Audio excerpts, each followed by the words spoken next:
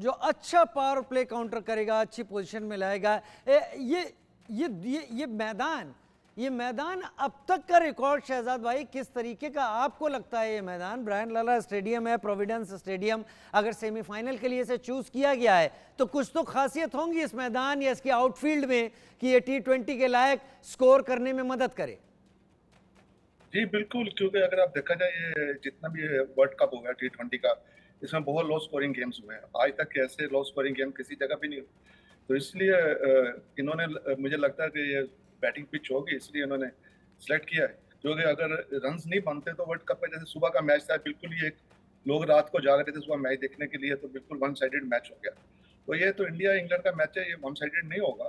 ये दोनों टीमों को पूरा जोर लगाना पड़ेगा। और जैसे तन भाई ने बोला कि पावर प्ले का जैसे यूज करना है, जो भी टीम पावर प्ले में अच्छा खेलेगी उसका पलड़ा भारी होगा। ये अच्छा शहजाद भाई, अगर बारिश के कारण मैच छोटा हो जाता है, मान लीजिए वहां पर 66% के करीब रेन फोरकास्ट है, अगर नहीं होती है तो बहुत बेहतर, लेकिन अगर हो जाती है और मैच छोटा करना पड़ता है तो आपको क्या लगता है कौन ज्यादा फायदा उठाने की हालत में रहेगा, भारत या इंग्लैंड, या फिर जो पहले बल्लेबाजी कर लेगा वो फायदा उठाएगा? नहीं, इसमें देखें जो अगर देखा जाए ना तो इंग्लैंड के पास जो पावर प्ले में खेल अगर वो ज्यादा अच्छा खेलते हैं पावर प्ले में इंग्लैंड। अगर रोहित शर्मा के साथ कोहली आता है, कोहली एक ऐसा बैट्समैन है जो कि बहुत ही अच्छा बैट्समैन है, लेकिन वो थोड़ा सा टाइम लेता है, एक दो ओवर लेता है सेटल होने के लिए। उसके बाद वो ना अटैक करता है, वो कभी भी जाते हुए अटैक नहीं करता। लेकिन रोहित शर्मा एक ऐसा बैट्समैन है, वो जाते ही अटैक करता है, जिसकी वजह से उसका रहना बहुत जरूरी है। और मेरा लगता है कि कम ओवर्स का मैच होता है तो इंग्लैंड को बेनिफिट है। तन्मय, आपको क्या लगता है कि अगर बारिश होती है और मैच छोटा होता है तो किसको फायदा ज्यादा मिलने वाला है? देखिए, आज का जो सेमीफाइनल है वो 5 ओवर के हित में नहीं डिसाइड होगा। अगर बारिश होगा तो मतलब दोनों टीम को 10 ओवर खेलना ही पड़ेगा और रिजर्व डे नहीं है। एक चीज आपको ये भी नोटिस करनी पड़ेगी कि जो रोहित शर्मा की इंपैक्टफुल इनिंग्स थी उसके वजह से ये टॉप पे आ गए हैं अपने ग्रुप पे, और इंग्लैंड नंबर 2 पे सुपर 8 पे अपने ग्रुप में थे। तो कहीं ना कहीं अगर आज मैच नहीं हुआ तो इंडिया ऑटोमेटिकली क्वालिफाई करती है, क्योंकि उन्होंने अपने नंबर 1 पोजीशन पे फिनिश किया था। जहां तक हम बात करें कि किसके लिए एडवांटेज है, ये बहुत ही ऑन द ग्राउंड सिचुएशन वाली बात है, क्योंकि आपको पता नहीं कि कब बारिश आएगी, कब किस टीम ने ज्यादा रन बनाए होंगे या किसकी विकेट गई होगी। तो ये सिचुएशनल चीजें हैं। कहीं ना कहीं मुझे लगता है कि थोड़ा इंग्लैंड अंडर प्रेशर रहेगी, क्योंकि वो अपने ग्रुप में नंबर 2 पे फिनिश हुए हैं। तो वो तो चाहते ही होंगे कि मिनिमम 10 ओवर्स ईच खेला जाए, नहीं तो वो टूर्नामेंट के बाहर हो जाएंगे। तो एक वो साइकोलॉजिकल प्रेशर रहेगा उनपे कि हमको ये मैच खेलना ही है किसी हाल में भी। और मुझे नहीं लगता है कि जिस हिसाब से हमने देखा है इंडिया टीम को अभी तक खेलते हुए, एक कलेक्टिव टीम के एक कलेक्टिव यूनिट की तरह उन्होंने खेला है, तो वो भी इस गेम को रोहित शर्मा ने पहले भी कहा था कि हम अडेप्ट करेंगे हर सिचुएशन को। तो वो एक प्रोफेशनल माइंडसेट से आएंगे कि हमें मैच जीतना है, और जैसे बारिश हो गई या कुछ और चीजें हो गई उन पे फोकस नहीं रहेगा उनका, उन पे फोकस नहीं रह जाएगा। लेकिन अगर मान लीजिए बारिश का माहौल है, बारिश नहीं भी होती है तो नमी तो आएगी आएगी। क्या आप इसको देखते हुए टीम इंडिया की प्लेइंग 11 में कोई चेंजेस एक्सपेक्ट कर रहे हैं क्या तन्मय? जी बिल्कुल, बहुत ही अच्छा सवाल है ये, क्योंकि अगर हमने देखा है कि जब भी बारिश होती है, कवर्स होती है, मैच के पहले शुरू होने से अगर बारिश हुई, दमदार बारिश हुई, तो कहीं ना कहीं मोहम्मद सिराज का खेलना बड़ा जरूरी हो जाएगा। देखिए, एशिया कप में उन्होंने जो नई बॉल से बॉलिंग की थी श्रीलंका के सामने, वो सबको याद है। और वो बॉल विकेट से भी हिलाते हैं, हवा से भी हिलाते हैं। वो एक इंडियन थिंक टैंक के लिए एक अच्छा हेडेक होगा कि क्या वो, अगर विकेट बारिश होती है, नमी होती है, क्या वो पहले 2-3 ओवर सिराज के एक्सप्लॉइट करें या तो कुलदीप को ही रखें। ये उनके पास एक रहेगा, और बाकी मुझे नहीं लगता है कोई टीम में चेंजेस करेंगे वो। शहजाद भाई, आपको क्या लगता है, मान लीजिए बारिश का माहौल है, बारिश हुई नहीं हुई वो अभी आगे की बात है, लेकिन अगर बारिश होने के आसार बन जाते हैं, क्या इसे देखते हुए टीम इंडिया प्लेइंग 11 में बदलाव करेगी, कर सकती है, करना चाहिए? हालांकि रोहित की बात ध्यान में रखनी होगी, विनिंग कॉम्बिनेशन में छेड़छाड़ वो पसंद नहीं करते। जी बिल्कुल, करनी भी नहीं चाहिए। क्योंकि जैसे इंडिया की टीम खेल रही है, मुझे नहीं लगता कुलदीप को कोई बाहर बिठाने का कोई जवाब है। वो एक ऐसा बॉलर है कभी भी ना जो विकेट टेकर बॉलर है। मुझे नहीं लगता कि उसकी जगह किसी फास्ट बॉलर को अगर जगह दी जाएगी, मेरा ख्याल है कि इंडिया की टीम वही सेम टीम से खेलेगी। क्योंकि वो जीती आ रही है और वो मुझे नहीं लगता वो चेंज करना चाहेंगे। अगर वो चेंज करते भी हैं, अगर ये किसी और फास्ट बॉलर को हटाते, ऑलरेडी 2 फास्ट बॉलर तो खेल ही रहे हैं, तो मेरे ख्याल दुबे भी फास्ट बॉलिंग कर लेते हैं, तो मुझे नहीं लगता कि वो किसी को चेंज करेंगे। और क्या इंग्लैंड ऐसे कंडीशंस को एंटिसिपेट करते हुए अपने प्लेइंग 11 को बदल सकती है? नंबर 2 पर है, एक अंडर प्रेशर भी है उसमें। जी, बिल्कुल अंडर प्रेशर तो है, नंबर 2 है वो, क्योंकि एक तो अफ़गानिस्तान से हारे हैं जो कि बुरी तरह हारे, और अगर आप देखा जाए तो इस वर्ल्ड कप में उनका इतना अच्छा वो लोग नहीं खेले जितना वो T20 में खेलते हैं। इसलिए उनको वो प्रेशर तो है, लेकिन वो पूरा डिपेंड कर रहे हैं अपने बैट्समैन के ऊपर। उनके बैट्समैन क्या करते हैं, फिर भी उनकी बॉलिंग भी उनकी अच्छी है, लेकिन इंडिया के मुकाबले में उनकी बॉलिंग इतनी अच्छी नहीं है जितनी इंडिया की बॉलिंग बहुत अच्छी है। कि इंडिया 6-7 बॉलरों के साथ खेल रहा है, जो उसको बेनिफिट है। शहजाद भाई, आपको क्या लगता है वो कौन सा टारगेट होगा अगर इंडिया पहले खेलती है, अब इंग्लैंड पहले खेलती है, कोई भी टीम खेले, जो दूसरी टीम को मुश्किलों में डाल सकता है इस मैदान पर?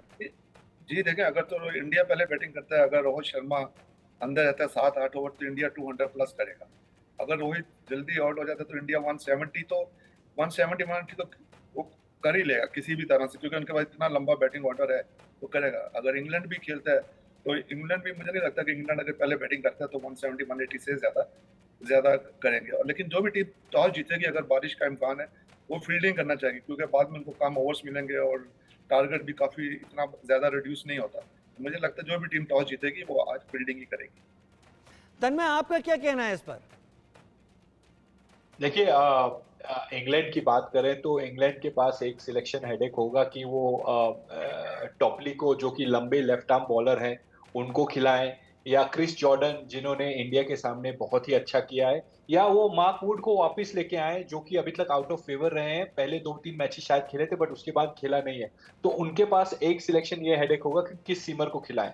जहां तक बैट विकेट की बात करेंगे हम, देखिए ये विकेट मुझे लगता है अच्छा ही होगा यूज करने के लिए, क्योंकि बाकी सब विकेटों में उन्होंने बार बार खेला है। इस विकेट को मुझे नहीं लगता है 10 दिन में यूज किया है, पहले राउंड रॉबिन मैचेस में यूज किया था, उसके बाद इस विकेट को यूज नहीं किया है। अब क्यूरेटर ने कितनी मेहनत की है उस पे, आज जाके हमें पता चलेगा। अगर बारिश हुई तो जैसे सर ने कहा कि एक वो टेक्टिकल एडवांटेज रखना चाहेंगे कि हमें पता है हमें चेस क्या करना है, बट हमने ये भी देखा है कि इन विकेटों पे 160 कितना मुश्किल टोटल है। अफगानिस्तान ने 115 डिफेंड किया था, उस दिन इंग्लैंड 160 साउथ अफ्रीका के सामने चेज नहीं कर पाई। तो मुश्किलें ये विकेटें पैदा करती है, साइकोलॉजिकल एज होगा। दोनों टीम को प्रोज एंड कोज एक तरीके से देखना पड़ेगा कि अगर विकेट में नमी रहती है, जैसे बारिश हो गई, अभी भी 3-4 घंटे हैं मैच के लिए और बारिश हो गई, तो कितना एडवांटेज वो ले सकते हैं अगर बॉलिंग करेंगे, वो देखना पड़ेगा। और अगर नहीं लगता है तो फिर आपको अपने इंस्टिंक्ट को बैक करके, यहाँ 40 ओवर की विकेटें 40 ओवर तक अच्छी नहीं रहती हैं जितना हमने देखा है। 40 ओवर में 30 ओवर अच्छा खेलते हैं और फिर स्लगिश हो जाता है और बॉल मारना मुश्किल हो जाता है। एक तरीके से हवा का भी प्रेशर रहता है कि अगर अगेंस्ट द विंड आप मार रहे हो, तो बहुत सारी चीजें आपको टैक्टिकली एनकाउंटर करनी पड़ेगी, और जो टीम टैक्टिकली एनकाउंटर करेगी ये सब चीजों को, वही आज मुझे लगता है जीतेगी। डेविल्स एडवोकेट की तरह मैं आपसे कुछ सवाल रखूंगा, आप सोचेंगे मैं हमेशा नेगेटिव क्वेश्चन पूछ रहा हूं, लेकिन मान लीजिए बारिश हो जाती है, पिच एकदम सूखी रहती है लेकिन आउटफील्ड गीली हो जाती है, इस हालत में क्या मैच होना पॉसिबल होगा? अगर होगा तो फिर आप क्या देखते हैं, खिलाड़ी फिसलते हुए देखेंगे, फील्डिंग नहीं हो पाएगी?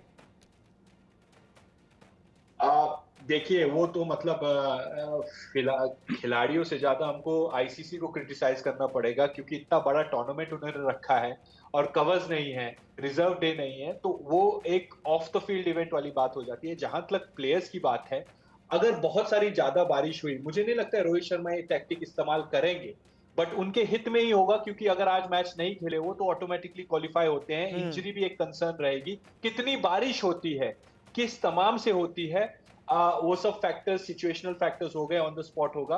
बट मुझे नहीं लगता है कि अंपायर्स चांस लेंगे अगर बहुत सारा बारिश हो गया। वो मतलब जब तक अगर खेलने के लिए वो अगर आउटफील्ड रेडी नहीं है तो वो चांस बिल्कुल नहीं रहेंगे।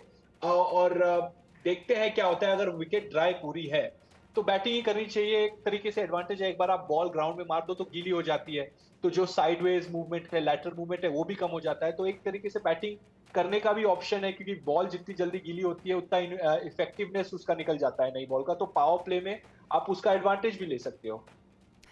शहजाद भाई, जब पिच नमी होती है पिच के आसपास या घरी घास होती है पिच पर, कहते हैं फास्ट बॉलर्स की बाँछें खिल जाती हैं, उनका चेहरा खुश हो जाता है कि अब कुछ ऐसा करने को मिलेगा जिससे उनके खाते में विकेट जुड़ेंगे।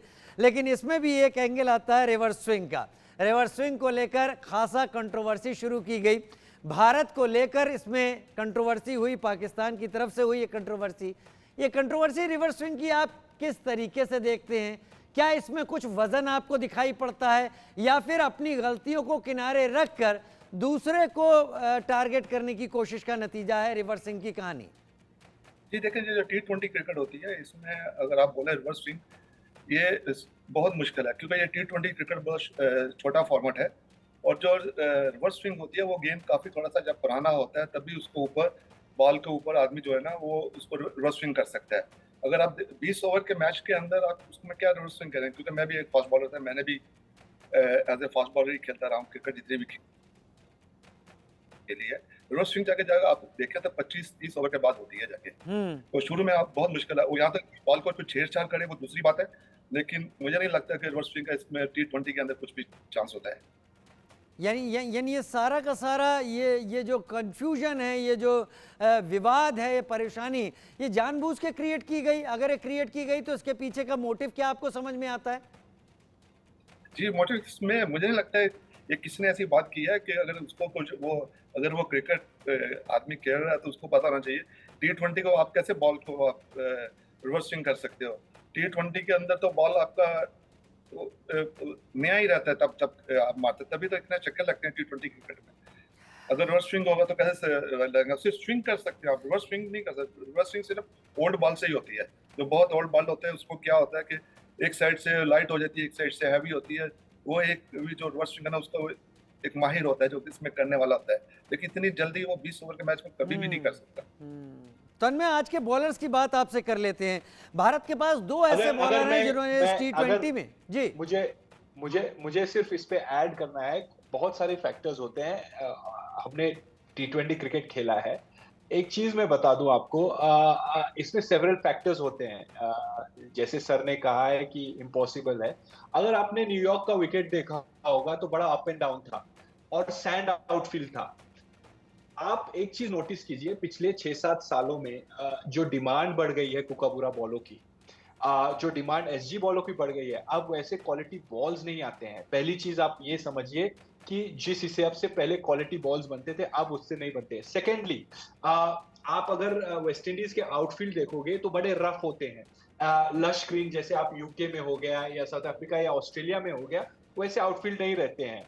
और यहाँ है ना, देखने वाली ये चीज है कि प्रेजेंस ऑफ माइंड, जिस बॉलर्स के प्रेजेंस ऑफ माइंड होते हैं। बहुत सारे ऐसे टाइम थे, हमने आर्चर को भी देखा था, प्रेजेंस ऑफ माइंड बड़ा इंपॉर्टेंट होता है यहाँ, कब बॉल कितनी होती है। एक बार अगर आप देखेंगे कि हमने जब मोहम्मदुल्लाह बैटिंग कर रहे थे साउथ अफ्रीका के सामने, और हमने ये जिक्र भी किया था कि उन्होंने मारा तो बॉल अच्छा था पर बॉल छक्का नहीं गई थी।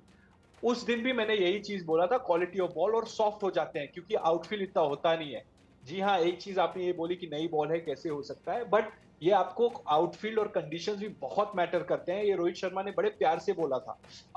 एक बड़ा सिंपल सा चीज है, अगर आपके पास स्किल है, अगर आप उसको इस्तेमाल कर सकते हो, प्रेजेंस ऑफ माइंड होना चाहिए। कैसा है, ऐसा नहीं है कि बड़ा रिवर्स स्विंग हो रहा है, कुछ हो रहा है, बट वो थोड़ी सी विकेट ऑफ द विकेट, और ये बड़े ड्राई विकेट। चलिए, ये सारे विवाद, ये सारे टेंशन, ये सारे कमेंट्स धरे के धरे रह जाते हैं जब खेल सामने आता है। और आज शाम जब ये मैच होगा, मुझे पूरा यकीन है फैंस और क्रिकेट लविंग जितने भी लोग हैं वो एंजॉय करेंगे, इस खेल का लुत्फ उठाएंगे। बहुत शुक्रिया तन्मय आपका मेरे साथ जुड़ने के लिए, शहजाद भाई आपका भी मेरे साथ जुड़ने के लिए। फिलहाल आगे बढ़ रहे हैं एक छोटे से ब्रेक की तरफ, जल्द हाजिर होते हैं।